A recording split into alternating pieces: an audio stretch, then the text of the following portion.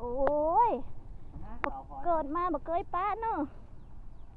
แล้วก็เหลวหมดเนอะทุกอย่างเลยมะนาวก็มามีละสักหน่อยโอ้ยมามีละต้นไม้ต้นเติบแม่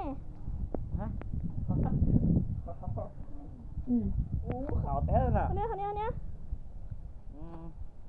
ยังกล้วยติมคนนี้ขาวแท้เลยน่ะ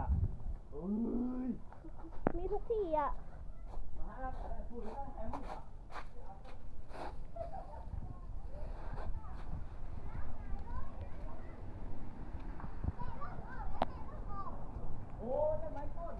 ต้นไม้ที่ไหนก่อน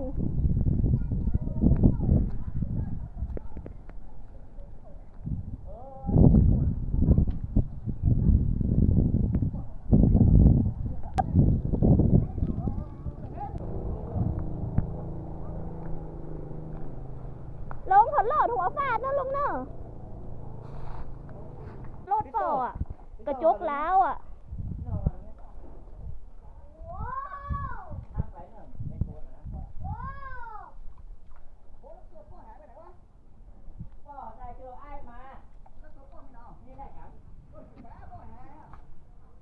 ฮักมดมันได้กินล่ะ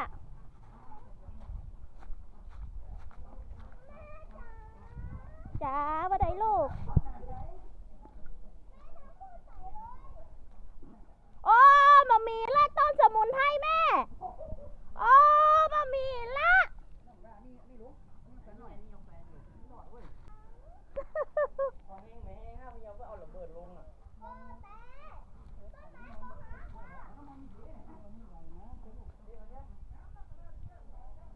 เขาทางมีไหนเลยทางไรวะเฮ้ยอันยังหน้ามาคอเนี้ยโอ้ยเดี๋ยวอันเนี้ยปอนเลยละหันไอเย็นมันก่อนปอนเราขึ้นมาเนี่ยมาเอาอ่ะปอนหนาเมื่อใดอ่ะเกี่ยวขาขึ้นมา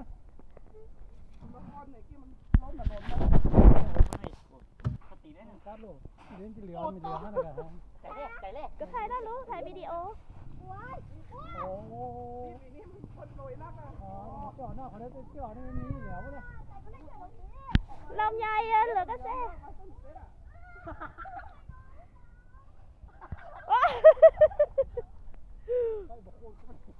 เออหลังคามาแตงมาหัวไหนเนาะ มันหน่วยเม็ดมันใหญ่หรอเม็ดต้อยหรอ ป้าแอร์ปื้อไปพุ่นละฮะป้าแอร์ไปขอให้ล่ะ ถ้ามันไปเส้นทางผมไปแล้วมันไปถึงเส้น แต่ไปพอลำไยให้ก่อน มาอุ้มน้องมา เนี่ยการเนี่ยเขาเอาไง เอาอย่างนี้ น้ำเหลือเนี่ย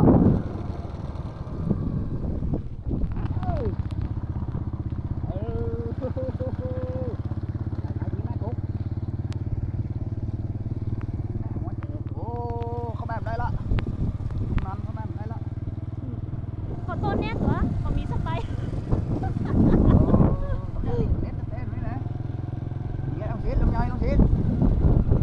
มีไม่เอาพอใบมะขามจะเหลือ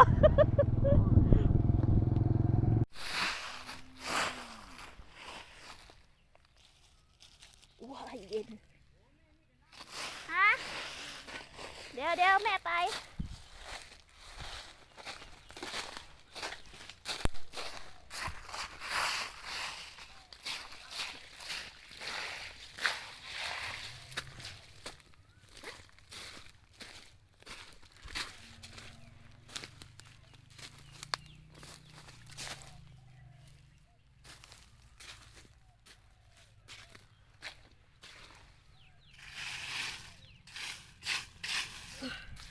อะไรเย็น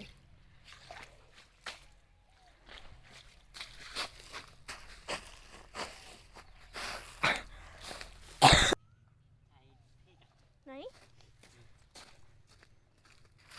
โอ้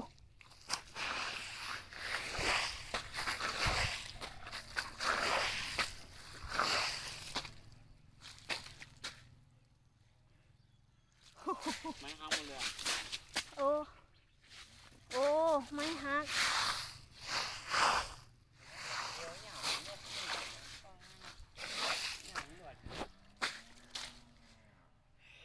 ตายละ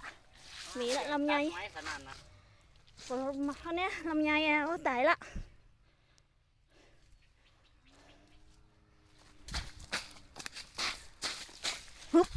ง่ายอย่างเหมือนเรือ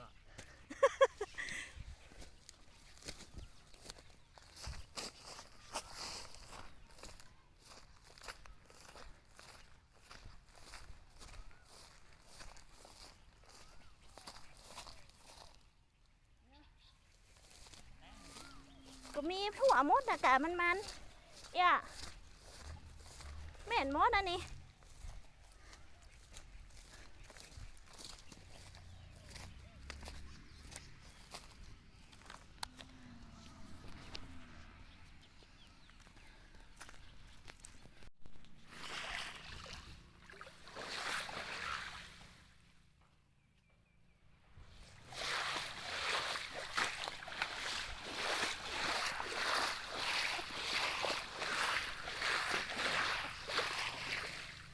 มีสกิลหน่อย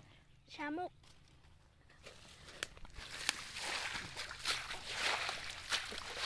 คือห้องของปู่ไปใจห้องน้อยๆนะเนี่ยห้องน้ำเนี่ยโอ้เสียงใครอะคือแบบเต็มทุกห้องอะเย็นขนาดว่าเดียวเนี่ย